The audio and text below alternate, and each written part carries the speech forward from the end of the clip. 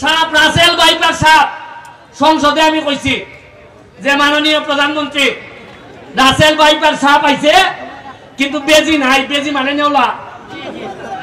তবে বাইরে কিন্তু আমি জানি না, সুনাইগার মাধবপুর যত না রাসেল বাইপার সাপ আছে, আমার একটা বিশ্বাস আমার সামনে যারা আছে প্রতিটা ছেলে বেজি হিসাবে নেওলা হিসাবে রূপান্তরিত হইতেছে। একটা হুলায়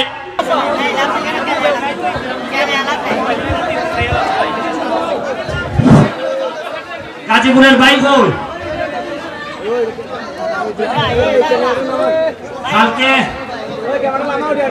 কালকে বাজার সমিতির সামনে